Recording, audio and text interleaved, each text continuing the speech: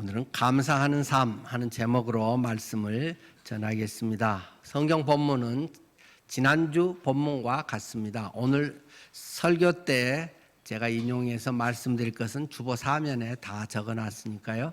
참고하시면서 주보 사면 보시면서 설교 들으면 좀 빨리 진행이 되겠네요. 누가복음 17장 11절 말씀부터요. 예수께서 예루살렘으로 가실 때 사마리아와 갈릴리 사이로 지나가시다가 한 마을에 들어가시니 나병 환자 10명이 예수를 만나 멀리 서서 소리를 높여 이르되 예수 선생님이여 우리를 불쌍히 여기소서 하거늘 보시고 이르시되 가서 제사장들에게 너희 몸을 보이라 하셨더니 그들이 가다가 깨끗함을 받은지라.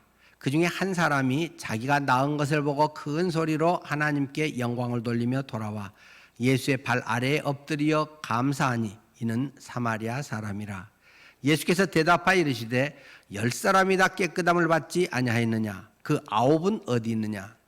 이 이방인 외에는 하나님께 영광을 돌리러 돌아온 자가 없느냐 하시고 그에게 이르시되 일어나 가라. 내 믿음이 너를 구원하였느니라 하시더라. 아멘. 지난주에 저는 오늘 본문의 말씀으로 엎드려 감사한 사마리아 사람 하는 제목으로 말씀을 드렸습니다. 오늘도 감사에 대해서 말씀을 드립니다. 감사의 삶은 돈 들이고 시간 들이는 삶이다 라고 저는 짤막하게 정의를 합니다. 그런데 이 돈 들이고 시간 들인다는 것, 그것은 무조건 돈을 많이 들이고 시간을 많이 바쳐서 하나님 안에서 해야만 하나님이 기뻐하시고 잘한 것이냐, 그런 말씀은 아닙니다.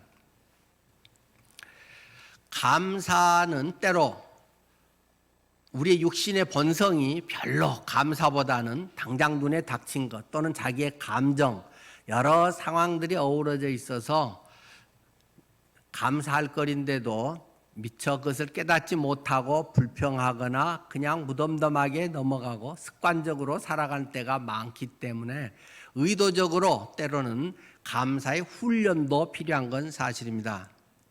의도적으로 하루에 3개, 5개 정도 감사의 제목을 찾아보고 기록하고 같이 나누고 이럼으로써 상당히 많은 도움을 받게 됩니다.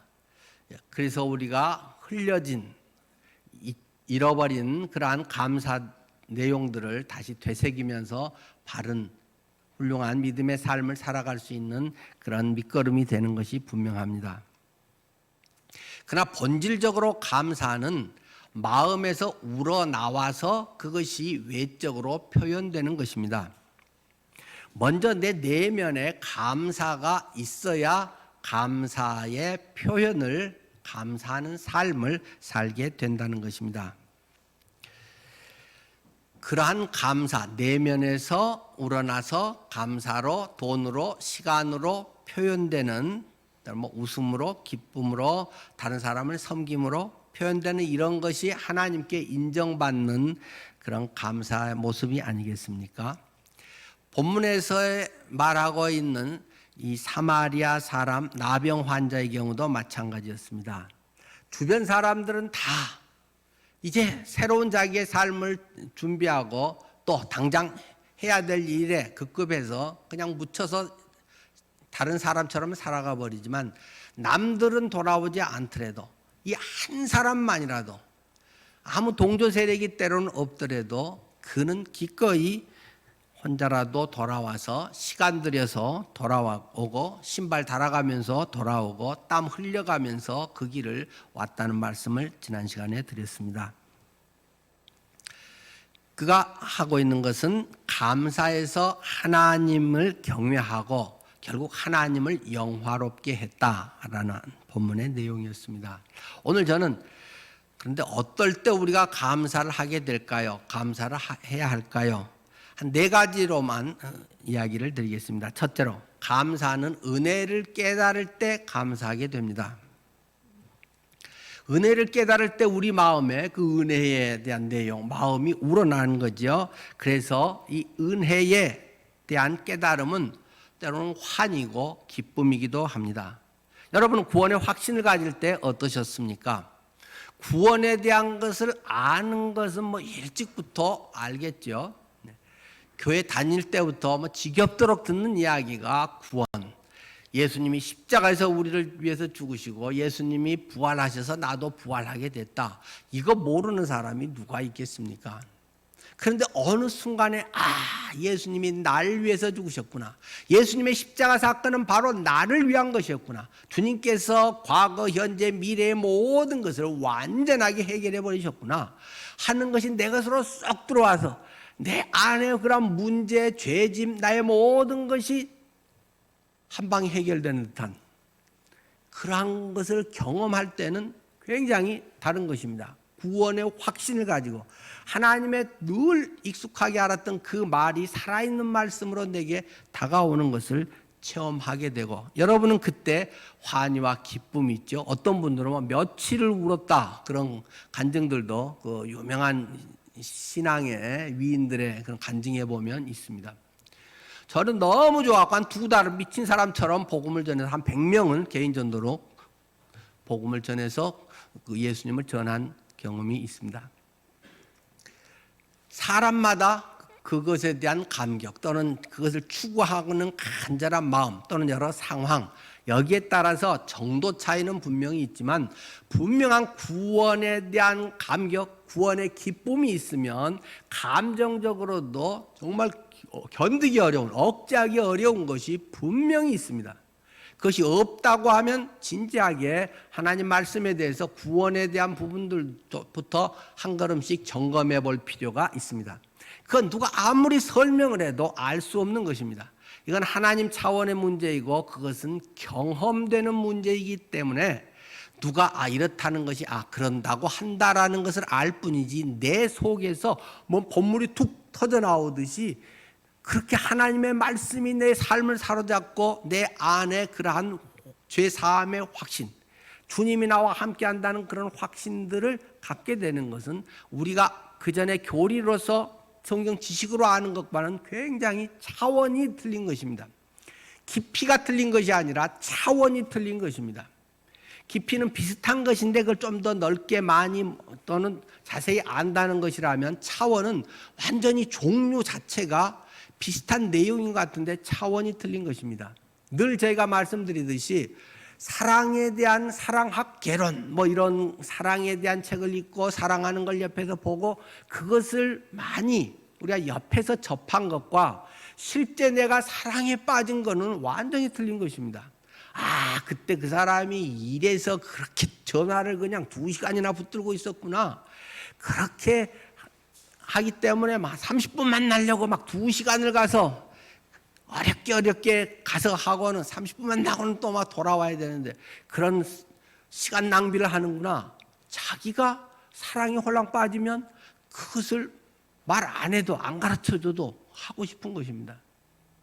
나이를 초월하고 국경을 초월하고 상황을 초월해서도 기꺼이 결혼하겠다고 난리를 치게 되는 것이 사랑에 빠진 사람들의 모습 아닙니까? 주님에 대한 감격, 은혜에 대한 깨달음, 그것이 있으면 말려도 막 그렇게 되는 것입니다. 해야지가 아니라 되는 것입니다. 물론 정도 차이는 있어서 그것이 어떤 사람에게는 오래 갈 수도 있고 또는 잠깐 그러기도 할 수도 있고, 그것은 그 전에 신앙의 어떤 축적됨 또는 갈망함, 주님의 은혜의 크기 이런 것에 따라서 그것은 다 차이가 있습니다만, 그러나 분명한 차원이 틀리다는 것을 깨닫게 됩니다.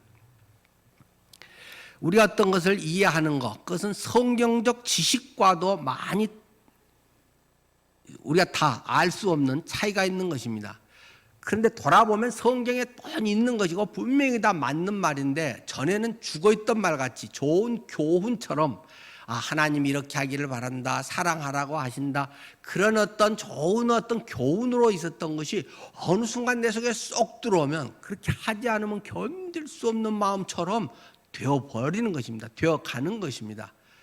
물론 정도 차이는 있다는 말씀을 드렸습니다만, 이 깨달아진다고 하는 것, 은혜가 깨달아진다고 하는 것은 예수님을, 성령님을 경험하는 것입니다.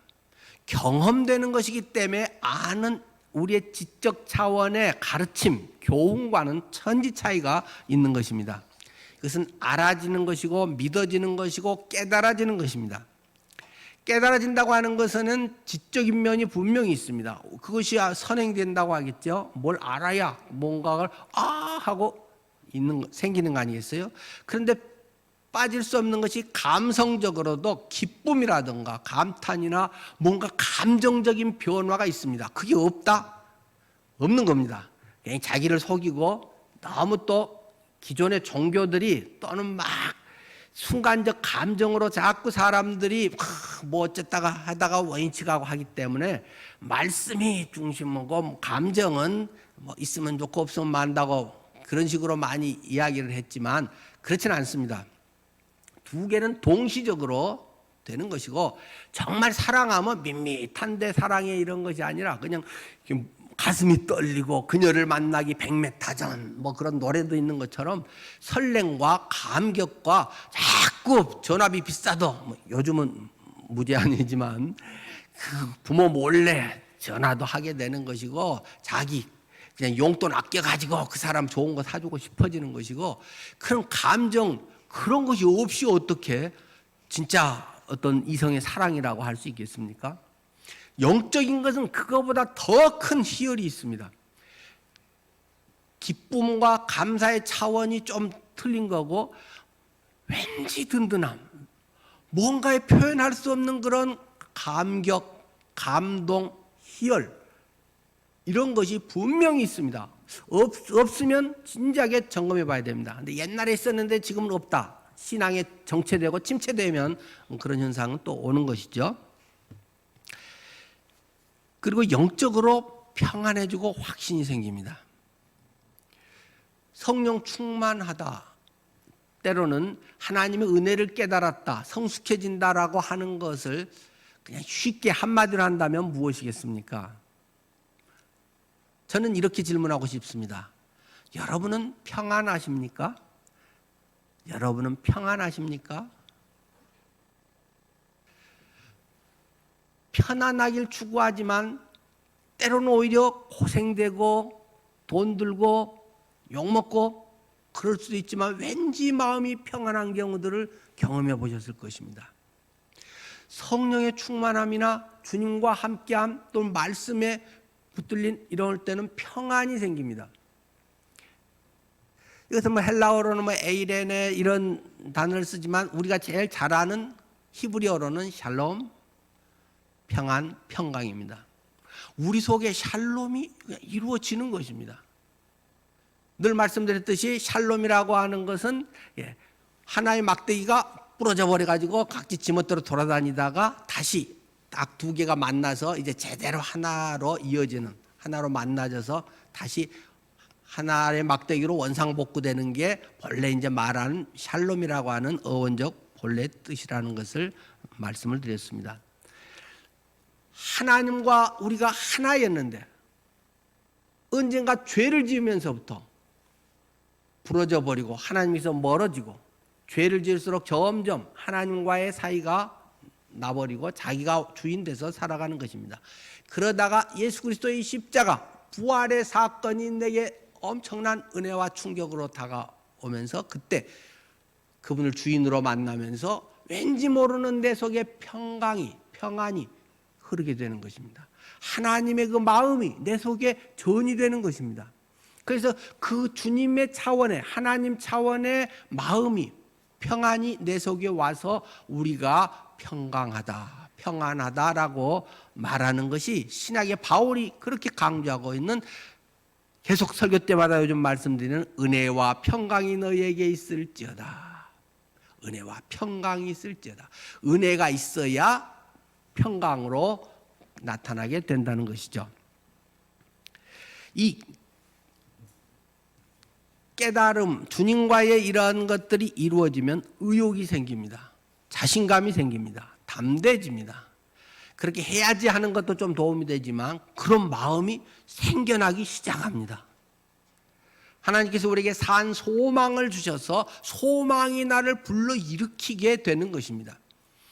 우리 인간의 힘으로 내가 이래야지, 그리스도인 이렇게 살면 되겠나 하는 것도 상당한 도움이 됩니다.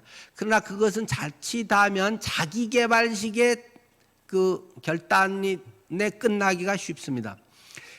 그것도 상당히 도움은 되죠. 그러나 그것은 오래가지 못합니다. 어느 부분적으로만 잠깐 도움이 되지만 자칫하면 원위치로 가기 쉽습니다. 그러나 하나님이 내 안에서 뭔가 불러일으켜서 불을 붙이고 인도하신 것들은 지속하게 되는 것입니다. 저는 80년 8월 5일 날 제 속에 그런 사건이 일어났습니다.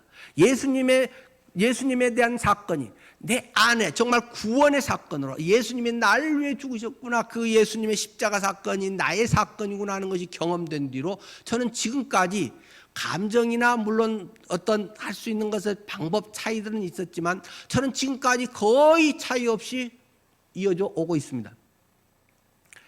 여러 상황에 조금씩 차이는 항상 있기 마련이라는 것을 제가 자주 말씀을 드립니다마는, 하나님으로부터 오는 거는 에이 네 안 할래, 아이고 나만 해갖고 뭐해, 뭐 이거보다 딴 거 하는 게 낫지, 잠시 혹시 조금 힘이 빠지고 좀 속상한 일 있으면 그럴 수도 있지만 곧 아니지, 주님이 하시는 건데, 내가 하는 게 아니라 내 안에 예수 그리스도 그분의 십자가와 부활의 역사가 나와 함께 하셔서 내가 그리스도와 함께 십자가에 못 박혔나니 그런즉 이제는 내가 사는 것이 아니오 오직 내 안에 그리스도께서 사시는 것이구나, 내가 막 이걸 해서 이겨야지 보다도 그냥 그런 말씀이 막 생각이 나버립니다. 그러니 막 아이씨 이러고 있다가도 그런 말씀이 생각이 나면 일어나지지 않을 수가 없는 것입니다. 근데 주님에게서 뭐 영 멀리 말씀이나 뭐 기도나 이런 거 전혀 상관없이 에이 될 대로 되라 하고 뭐 이렇게 하면 그 기간이 굉장히 길어져서 한참 탕자의 삶을 살다가 이제 돌아오게 되지만, 어느 정도 주님과의 괜찮은 관계를 유지하고 있으면 곧 주님께서 우리 속에 그것을 불러일으킵니다. 우리가 이렇게 해서 이러면 안 되지 그런 것은 조금 도움되지만 오래 못 갑니다. 그러나 주님이 불러일으키기 때문에 일어나지 않을 수 없고 그것을 또 지속하지 않을 수 없게 되는 것입니다. 하는 것이라기보다 되는 것입니다. 그래서 누가 뭐라고 해도 용기를 내서 손해도 각오하고 그 일을 행하는 법이죠. 오늘 본문의 말씀 누가복음 17장 16절에 이 치료받은 나 환자가 예수의 발 아래 엎드려서 그래서 감사했다. 하나님이라는 것을 의미하면서 그가 돈 쓰고 시간 쓰고 땀 흘려가면서 감사하는 삶을 살게 됩니다. 왜요? 은혜를 경험했기 때문에. 두 번째, 감사는 하나님의 말씀을 깨달을 때 감사하게 됩니다. 하나님의 말씀이 내 속에 역사하면 감사가 흘러나오게 됩니다. 앞에서 저는 은혜를 깨달을 때 감사가 나온다 말씀드렸는데, 역시 하나님의 말씀을 깨달을 때 그렇게 됩니다. 은혜는 하나님의 말씀을 깨달음으로 은혜가 은혜라는 것을 알게 되는 것이고, 결국 말씀에 대한 깨달음과 은혜에 대한 깨달음은 둘이 아니라 같은 것입니다. 말씀이 내 속에 역사하고 그것이 생명의 말씀, 하나님의 능력의 말씀이기 때문에 그것이 눈이 띄어서 은혜 가운데 보여지고 경험되는 것이기 때문에 이 감사는 마찬가지인 것입니다. 데살로니가전서 2장 13절 말씀이죠. 이러므로 우리가 하나님께 끊임없이 감사함은 너희가 우리에게 받은 바 하나님의 말씀을 받을 때 사람의 말로 받지 아니하고 하나님의 말씀으로 받았으니 진실로 그러하도다. 이 말씀이 또한 너희 믿는 자 가운데서 역사하느니라. 이 데살로니가 성도들이 사도 바울이 하나님 말씀을 전할 때 인간적 말씀, 철학적 말씀, 교훈의 가르침의 말씀 이 정도로 받아들이지 아니하고 하나님의 말씀으로 그들이 받았다. 제대로 니들이 받았다. 그런 이야기를 하고 있습니다. 하나님의 말씀이 기록되어 있는 말씀, 그것 자체를 보통 로고스의 말씀이라고 한다면 그 말씀이 내 삶을, 내 인생 속에, 내 심장 속에 꽉 꿰뚫고 지나가는 말씀을 레마의 말씀이라고 할 수 있습니다. 객관적인 하나님의 말씀이 나의 말씀으로, 주관적인 말씀으로 받아들여진다는 것입니다. 똑같은 말씀인데 예수님이 우리를 위해 죽으셨구나. 맞아 나를 위해 죽은 거야. 그게 내가 예수를 죽인 자야. 로마 병정이 찌른 게 아니라 내 못된 짓이, 내 죄가 예수님의 심장을 꿰뚫어 버린 거야. 그것이 깨달아지는 것입니다. 하나님의 말씀, 그것이 나의 것으로 나의 상태를 보게 하고 나의 삶의 변화를 갖도록 하나님의 말씀이 성령의 깨닫게 하심을 통해서 내 속에서 일어나 버립니다. 그렇기 때문에 앞에서도 계속 말한 그렇게 되어지는 것입니다. 산 소망이 생기는 것이고, 우리가 하나님 속에서 그러한 일을 하고 싶은 열망과 그런 일들을 조금 하다 마는 게 아니라 지속적으로 불타듯이 계속적으로 용광로 원자로에서 계속 타듯이 우리 속에 타오르는 것입니다. 장작 몇 개 내가지고 반짝해서 따뜻하네 하고 이렇게 끝나는 게 아니라 원자로 속에서 10년, 20년이고 지속적으로 그것이 핵 분열들이 일어나면서 열을 내는 것처럼 우리 속에 성령께서 그러한 역사를 계속 일으켜 주시는 것입니다. 그런데 여기에서 굉장히 중요한 한 가지 요소가 또 있긴 합니다. 그것이 기도입니다. 하나님의 말씀이, 로고스의 말씀이 레마의 말씀으로 내게 착 달라붙어서 내 말씀으로 완전히 능력과 삶의 변화와 새로운 거듭남을 할 수 있게 하는 것은 기도의 능력이 엄청 큰 것입니다. 우리나라 교회는 이 두 가지가 굉장히 조금 대조적인 상반된 모습처럼 많이 보였습니다. 요새는 그런 걸 많이 줄이고 있죠. 하나는 말씀파입니다. 하나님의 말씀이 중요하다. 말씀에 대한 굉장한 강조를 합니다. 장로교를 중심으로 특별히 그렇게 했죠. 그것은 아주 좋은 가르침입니다. 말씀에 기반되지 않아서는 바로 하나님의 말씀을 깨달을 수도 없고 잘못 갈 가능성이 많은 것입니다. 그러나 또 한 부류의 내용은 성령파입니다. 기도파입니다. 오순절 계통의 사람들이 그렇죠. 순복음교회가 대표적으로 그렇잖아요. 그래서 말씀 봐도 기도하고 철야기도, 동성기도, 금식기도, 금식기도원 이런 것들이 아주 활성화되어 있습니다. 기도는 굉장한 능력을 발휘합니다. 그러나 많은 경우에 기도의 능력을 발휘한다고 성숙한 모습으로 변화되기는 참 어렵습니다. 이 둘은 아주 긴밀한 관계가 있기 때문에 뗄 수 없는 것입니다. 말씀이 기도 가운데서 살아 역사하는 생동감 있는 역사를 일으킵니다. 냉동되어 있는 고기가 기도라고 하는 불을 통해서 자글자글하니 프라이팬에서든 불판에서든 구워져서 맛있는 냄새를 풍기면서 맛있는 고기가 되어서 우리가 야 맛있다 하고 씹어 먹으면서 육즙이 살아있네 이렇게 하면서 먹는 것입니다. 말씀이 자칫하면 냉동 고기와 같습니다. 고기도 똑같고 성분을 분석해도 분명히 한우 소고기고 한데 맛이 없습니다. 오랜 신앙생활하고 말씀에 그런 것이 있어도 별로 감동과 기쁨에 의해서 이런 게 별로 없이 의무적으로 습관적으로 또는 그렇게 주님이 가르치고 교회에 다니면 그렇게 해야 되기 때문에 하는 사람들이 많아집니다. 율법적인 신앙 스타일로 갈 가능성이 있습니다. 물론 다 그렇진 않죠. 그러나 기도와 이 불파들의 그런 것은 굉장히 좋은 거지만 말씀에 그런 것이 안 되면 이단화되기 쉽고 자기 중심적인 자기의 기도 응답, 자기 주인 되는 욕망 성취를 위해서 이거 해 주십시오 저거 해 주십시오 하고 그렇게 되면 하나님이 이루셨습니다. 밤낮 그렇게 반짝반짝만 하다가 끝나는 경우가 많은 것입니다. 이 둘은 아주 중요합니다. 여러분들이 그래서 우리가 1:1 말씀 교제 짝들과 함께 말씀을 얼마나 읽고 있습니까 하고 때로는 부담도 주고 또 서로 점검도 하고 가진 은혜도 나누고 기도를 같이 나누는 것이 매우 필요합니다. 우리가 1시간 기도하는 것은 굉장히 중요한 것이다. 요즘 같은 우리가 함께 모여서 같이 할 수 없는 이런 시대, 온라인 체제로 전환되어야 되고 이러한 많은 부득이한 상황들 속에서 여러분의 영성을 깊이 하는 것은 말씀과 기도입니다.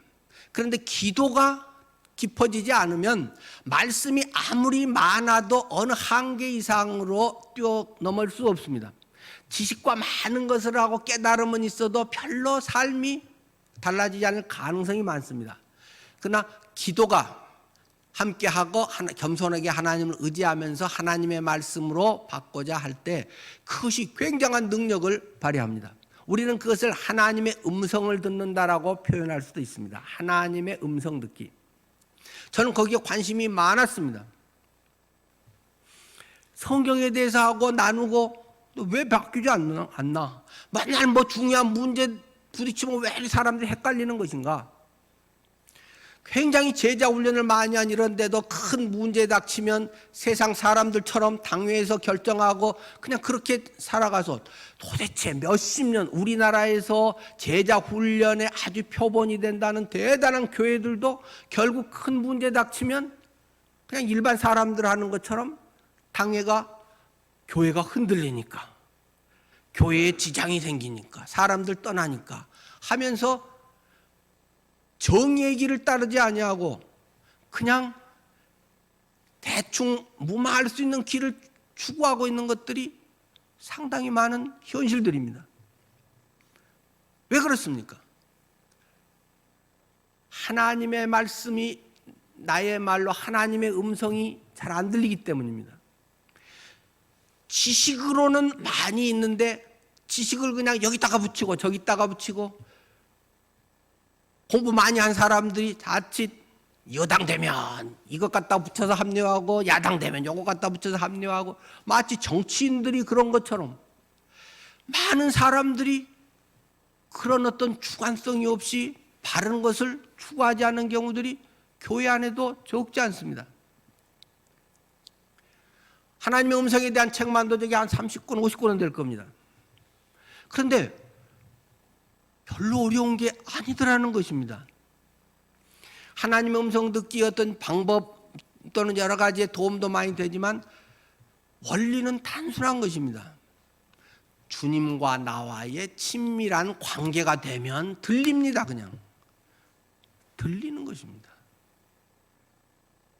꼭 집중해서 기도할 때만 들리는 게 아니라 그냥 다른 사람하고도 이야기하는데 엉뚱한 뭐 그런 가운데도 그냥 들립니다. 꼭 소리로 들렸단 말은 아닙니다. 소리로 들릴 때도 있긴 있습니다만은 그거는 상당히 드문 일이고 그건 추구한다고 자꾸 되는 건 아닌 것 같습니다. 그냥 하나님이 그렇게 들리게 하면 그렇게도 들리구나 이렇게 받아들이면 되는 것이지 뭐 꼭 소리로 들리고 그게 뭐 귓속말로 들리고 막 울리듯이 들리고 스테레오로 들리고 뭐 저는 그런 경험들이 물론 다 있습니다만은 그건 그때마다 다른 것 같고 그렇다고 뭐 꼭 하나님 말씀이고 아니면 뭐 하나님 말씀이 아니고 뭐 약발이 적고 그러겠어요? 다 그냥 한마디도 하나님 말씀이고 소곤거려도 말씀이고 막 이 심장이 터질 것 같이 들린 것도 하나님 말씀이고 그건 하나님께서 하시는 방법의 하나일 뿐이죠. 그런데 하나님의 음성을 듣는다는 것은 무엇입니까? 주님의 마음과 같이 되는 것입니다. 주님의 생각이 내 속에 이입이 되는 것입니다. 주님의 심정이 내 마음에 느껴지는 것입니다.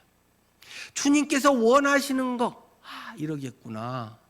꼭 뭐가 들리고 안 들리고 성경 구절이 당시 팍 떠오르고 안 떠오르고는 둘째 문제고 뭐 그러면 좀 더 편하겠지만 그냥 힘들어 보인다. 밥 사주고 싶다. 뭐 여기도 좀 계시지만 어떤 분이 요즘 어려우실 것 같다. 목사님 그분 어려우실 것 같아요. 좀 이거 전해 주세요 하고 뭐 저한테 갖고 오신 분도 있고 지정헌금요. 그런 뭐 또 헌금에 또 함에 넣어서 하신 분도 있고 뭔가 주님의 마음이 되면 그냥 그렇게 하고 싶어지는 거고 자기가 할 수 있는 어떤 범위 안에서 그런 것들을 실천하게 됩니다. 그때는 모르는데 지나고 나면 그래서 하나님이 그런 마음을 주셨나 보다 하는 것을 깨닫게 될 때가 많습니다. 우리가 말씀을 깨닫고 기도하는 것은 기도를 하면 이게 상당히 자연스럽게 그것이 내 속에서 일어나는 것을 경험하게 됩니다. 마치 이 소금이 있는데 소금이 그냥 음식에 뿌려지면, 왕소금이 그냥 뿌려지면 먹으면서 어떤 데는 막 되게 짜고 어떤 거는 싱겁고 그러면 맛이 없겠죠. 그러나 소금이 녹아서 골고루 음식에 배면 전체적으로 야 오늘 간 잘 맞았네, 아유 오늘 맛있어 라고 음식을 맛있게 먹지 않습니까? 때로 말씀은 소금과 같을 수도 있습니다. 그것은 진리이고 너무 소중한 것인데 기도가 함께할 때 이것이 녹아가지고 자연스럽게 스며듭니다. 전체적으로 아주 소금이 소금다운 맛을 제대로 내게 하는 것이 기도입니다. 그런데 이거는 제가 아무리 설명을 해봐야 전할 방법이 없습니다.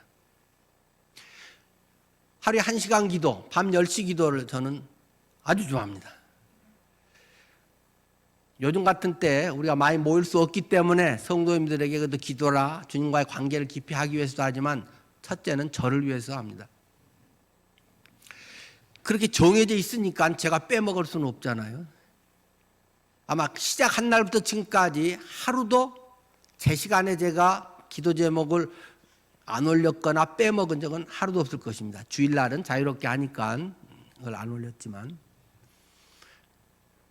저는 안 하면서 시간 된다고 하고 뭐 딱 올려놓고 그러면 안 되죠. 근데 의무감 때문이겠습니까? 기도가 아주 행복합니다. 기도를 하면 평강이 생깁니다.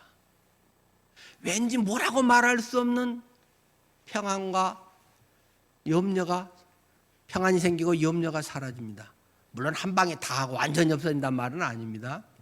계속 떠오르면 또 계속 매일 또 같은 제목 하기도 하고요. 뭐 늘 말씀드렸듯이 저는 할 수 있는 대로 조금 원칙적인 대로 하고 싶다.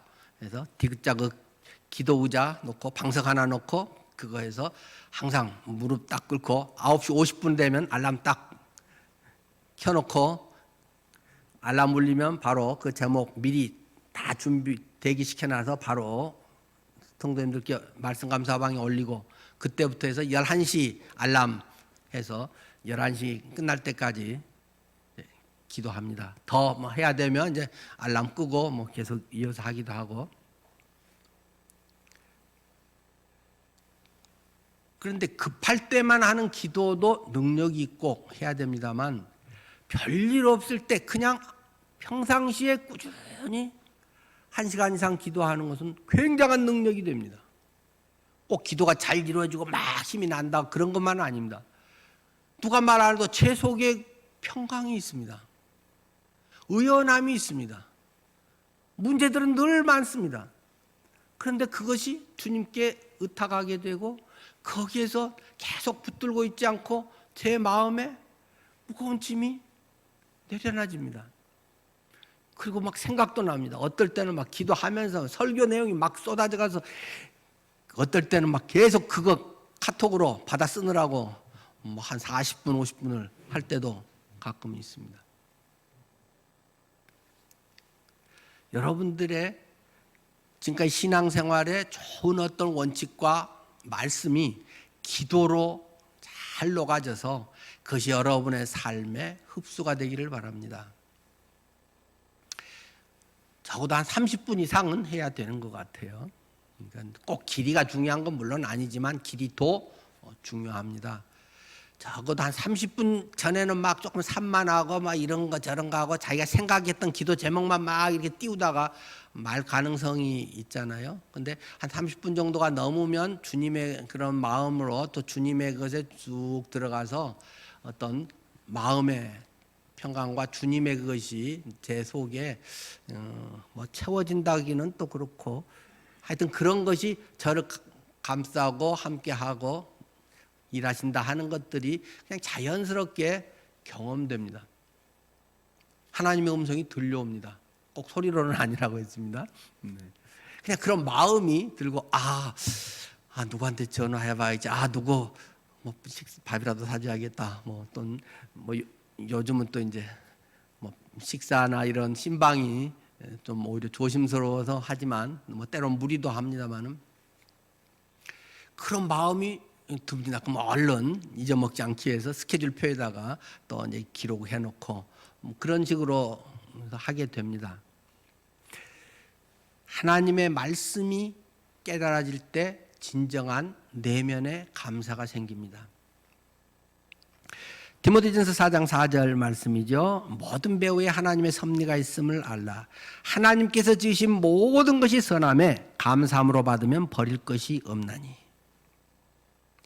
기도나 말씀 가운데 있지 않으면 눈에 닥치는 것만 보게 되고, 나는 하기 싫은데, 왜 나한테 이런 일이 생겨? 아이고, 내가 뭘 잘못했다고, 아이고, 뭐 재수 없어, 뭐 이런 식의, 누가 옆에서 불편하게 하면 그 사람을 미워하게 된다거나, 자꾸 아주 근시안이 되고 환경에 자꾸 내가 사로잡히게 됩니다.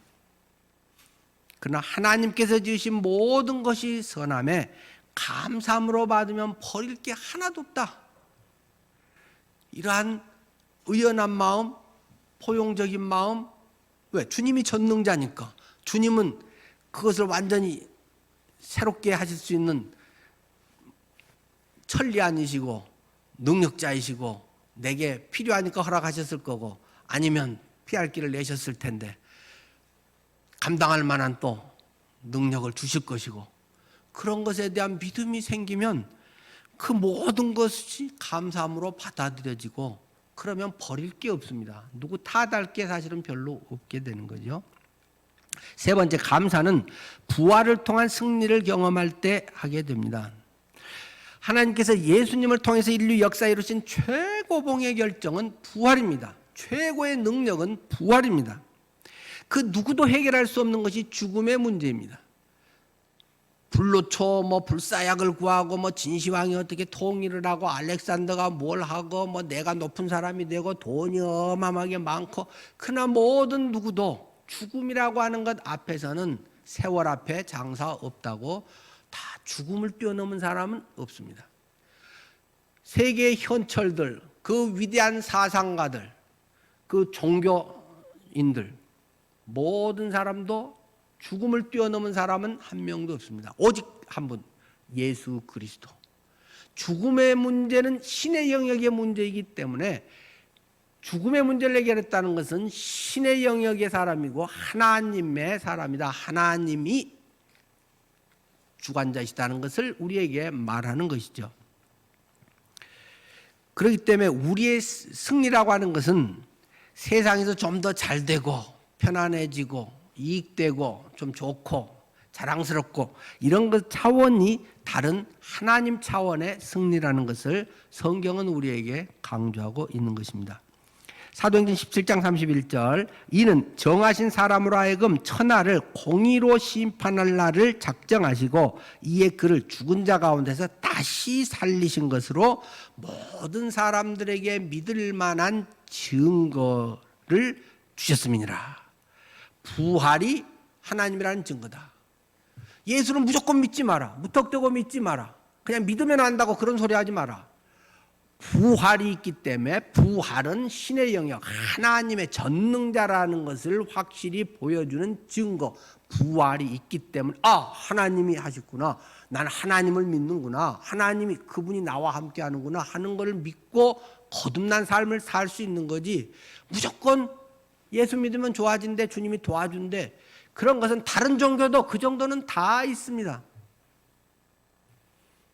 부활이 내 속에 확증되어 있는가? 성령께서 부활의 확증을 내게 주셔서 믿어지고 깨달아지게 하셨는가 하는 것을 우리가 점검해 봐야 됩니다.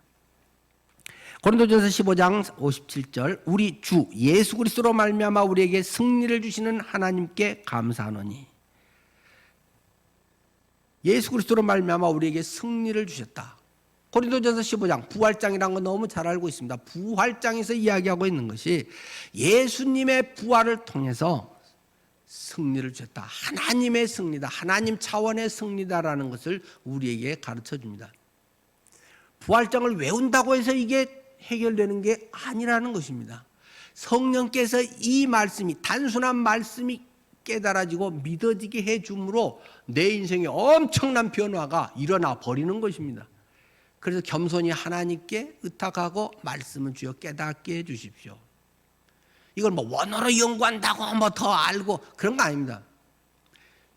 번역된 성경으로도 얼마든지 놀라운 믿음의 삶을 살고 얼마든지 놀라운 역사가 충분히 일어나는 것입니다. 주님의 부활, 그것으로 승리를 우리에게 주셨음을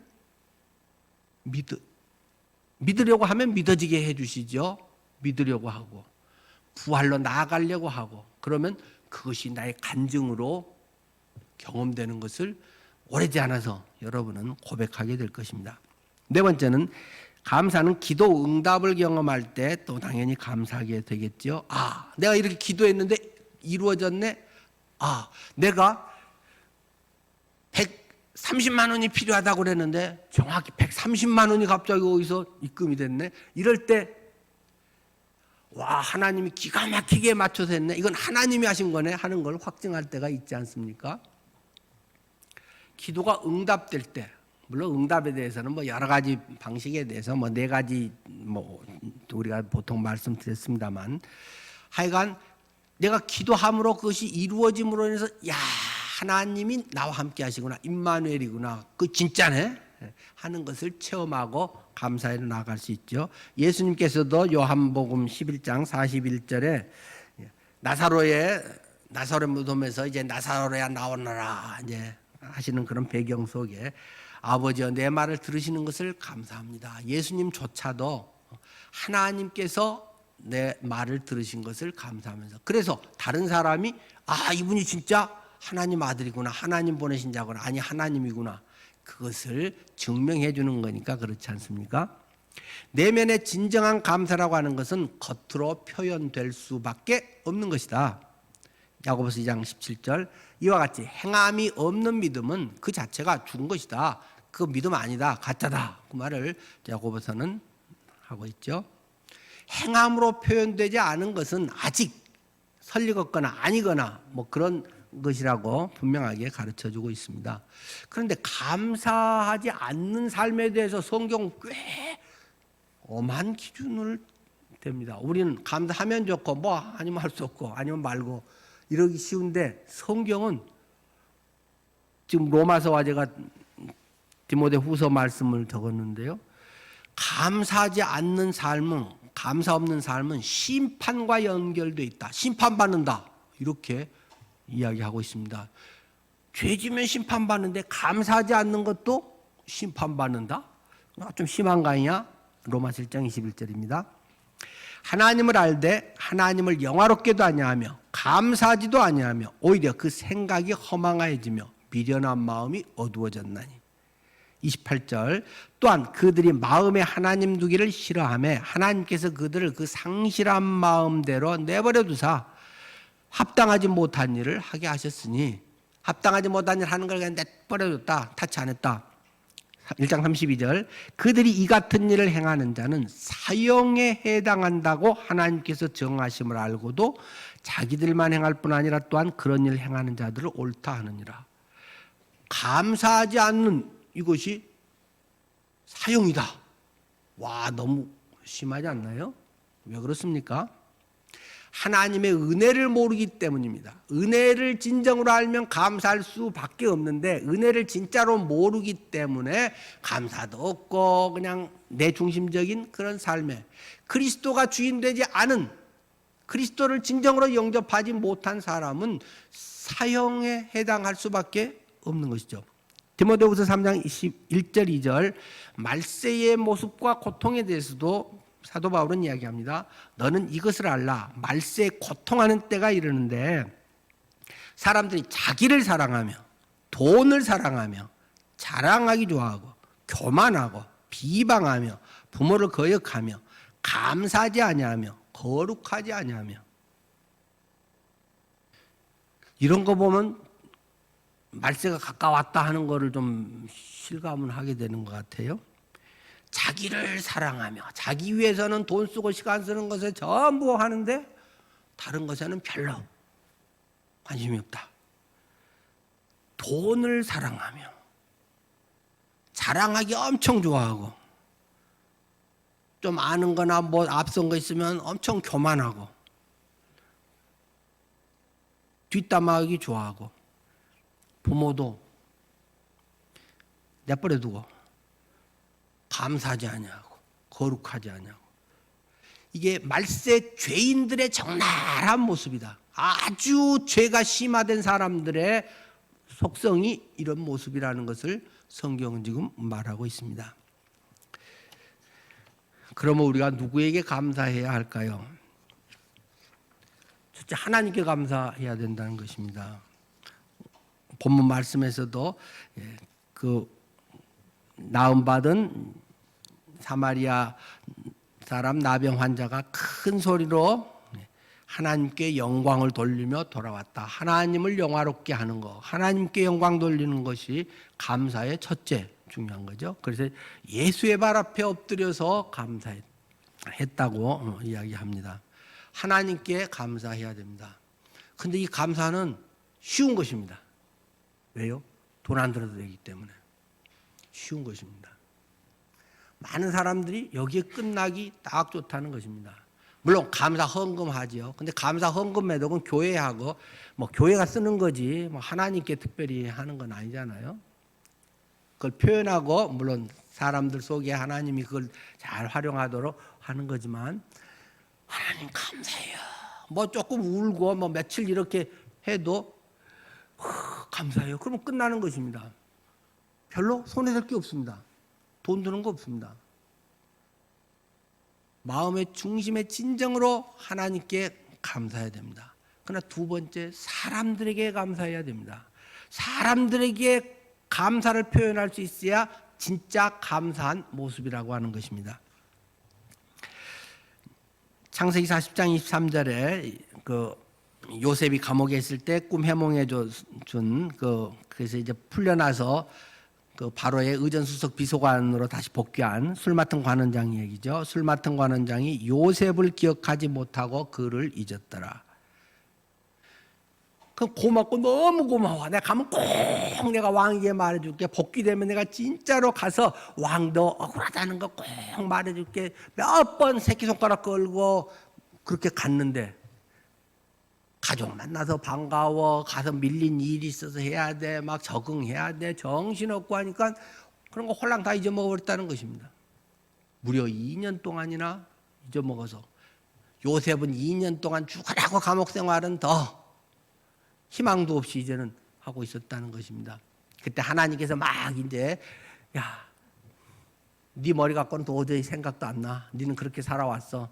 바로의 꿈에 나타나서 그냥 잠 못 자게 뒤숭숭하게 해가지고 요상한 꿈을 꾸게 해서, 야, 이게 뭔 꿈이야 도대체 해서 해몽할 사람 찾아라. 그때야 생각나서, 맞아요. 나 감옥에 있을 때 요셉이라는 그 히브리 녀석이 해줬는데 다 용합디다. 그대로 맞았어. 나 이렇게 됐습니다. 그러니까 그놈 데려와 봐라.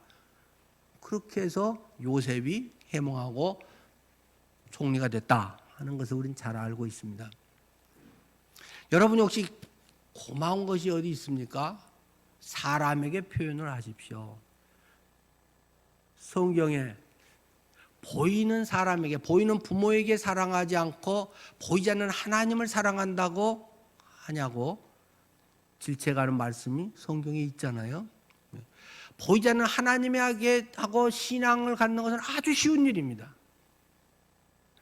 그러나 사람에게 하는 것은 돈 들고 시간 드는 일이고, 해주고도 오해받을 수도 있고 별로 고마워하지 않을 수도 있고, 나는 엄청 큰 거 했는데 저 사람은 별로 가치도 모를 수도 있고, 오만 가지 일들이 일어날 수 있습니다.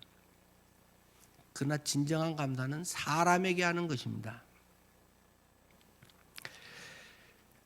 나만 장군의 이야기 왕하 5장 15, 16절이죠. 15절. 나만이 모든 군대와 함께 하나님의 사람에게로 돌아와서 그의 앞에 서서 이르되, 내가 이제 이스라엘 외에는 온 천하에 신이 없는 줄을 아나이다. 청하건대 당신의 종에게서 예물을 받으소서 하니, 이르되 내가 섬기는 하나님 여호와께서 살아계심을 두고 맹세하노니 내가 그 앞에서 받지 아니하리라 하였더라. 나만이 받으라고 강권하니 그가 거절하니라. 너무 고마우니까 나 환자가 요단강시 7번 몸을 담그고 어린애 3살같이 완전히 새로워져서 너무 고마워서 엘리사에게 나 이 선물 갖고 왔는데 받아주세요 하니까 안 받더라는 것입니다. 받고 안 받고는 엘리사 입장입니다. 그렇지만 나아만은 드리려고 하는 것이 당연한 것입니다. 보통 나 한번 받으라고 했는데 저 사람이 안 받았어. 뭐 안 받는다니까 안 줬지. 잘 됐네. 이럴 수도 있잖아요. 근데 나아만은 나아만이 받으라고 또 재차 강권했다. 받으소서 15절 16절 나아만이 받으라고 강권하되. 그러나 역시 엘리사는 내가 사람의 그런 것 하고 뭐 네 때문에 잘 됐다고 하거나 내가 사람들 눈치 보고 그런 주머니 보고 난 그런 짓 안 해. 나는 하나님 앞에서 하나님이 나를 먹이고 세우시고 하나님 사명을 주신 대로 살아. 그것은 그 사람의 몫이고 감사의 뭔가 받을 거 있으면 그 사람에게 감사를 표현하는 것이 정상적인 감사의 모습이다 하는 것을 성경은 우리에게 가르치고 있습니다. 부모님께 감사의 표현을 혹시 잘 하시나요? 제가 얼마 전에 옛날 우리 교회에 있다가 지금 좀 저쪽에는 형 생일이었는데 제가 형 생일에 100만 원을 딱 입금을 했습니다. 그거 편지랑 보내면 또 카톡으로 그냥 지금 생각해 보니까 내 결혼 전에 형하고 또 같이 살면서나 여러 가지 해준 게 너무 고마운데 지금까지 내가 표현을 못하고 살았네. 형하고 형수님이랑 그때 신혼이었는데 참 지금 내가 결혼해서 보니까 신혼 때 시동생이랑 같이 산다는 게 또 쉽지 않은 건데 너무 고맙고 마음은 있었는데 내가 표현을 못해서 이렇게라도 이렇게 식구들 같이 식사라도 하세요 하고 제가 100만 원을 보냈습니다. 형이 깜짝 놀라가지고 야, 웬 돈을 100만 원이나 보냈냐? 식사하는데 하면서 형수님이 너무 좋아했다는 것입니다. 시동생이 20대 때 결혼해서 이렇게 저 결혼하기 전까지랑 또 여기에 또 제 둘째 형수 우리 송금순 집사님이랑 더 오랫동안 같이 있으면서 너무 해서 제가 제 아버지 같은 어머니 같은 역할을 해주신 분들인데 감사하다는 마음은 있었고 생일 때 카드 써서 작은 선물 하나씩 한 것들은 계속 몇십 년간 했지요. 그러나 또 그런 마음이 들면서 어떻게 100만 원 갖고 그게 되겠습니까? 근데 그 집에 돈이 꼭 어려운 건 아니니까 어려웠다면 더 필요했다면 할 수 있겠지만 그래도 제가 식구들 이렇게라도 하고 뭔가 내가 많이 고마워한다는 걸 표현하고 싶은 게 하여튼 한 2달 전에는 100만 원으로 했습니다. 할 수 있으면 누구에겐가 여러분 가족에게 당연한 고마움 그것을 당연한 것으로 여기기보다는 할 수 있고 여력이 된다면 뭔가로 보이는 것으로 할 수 있으면 훨씬 진한 감동과 서로의 고마움의 정이 달라와 붙지 않을까요? 목회 현장에서 여러분의 카톡 하나 지난번에 어느 분이 설교가 오늘 설교 십자가 부활에 대한 얘기하고 너무 문제가 해결됐다 고민했던 것들이 하여튼 열쇠를 찾으신 것 같은데 그렇게 그 문자 하나가 설교자로서 얼마나 큰 힘이 되고 감사했는지 제가 그 말씀을 하나님의 말씀으로 받아주셔서 너무 감사합니다 하고 답장을 보냈습니다만 여러분들에게 작은 카톡 하나든 어느 정도 작은 액수든 크든 간에 뭔가를 표현할 때 맞아 내가 공허한 소리 공중에 그냥 이렇게 설교 시간이니까 하고 그렇게 만든 게 아니었구나. 주님이 어딘가에 또 씨앗이 떨어지게 하셨구나. 그런 감동이 제게는 있습니다. 여러분이 그런 뭔가를 할 수 있으면 할 수 있는 대로 돈으로 시간으로 표현할 수 있기를 바랍니다. 카드 한 장으로라도요. 카톡 하나로도. 우리들의 삶에 하나님이 그렇게 해서 서로 하나 되게 하고 그런 어떤 그 마음들을 계속 더 활성화할 수 있도록 하시는 거 아닐까요? 자, 우리의 영의 눈을 밝게 떠서 하나님의 인도하심을 깨달아 감사의 마음이 우러나고 그것이 돈 들이고 시간 들이는 진정한 감사의 삶이 주님 오시는 그날까지 계속되기를 축원합니다. 기도하겠습니다.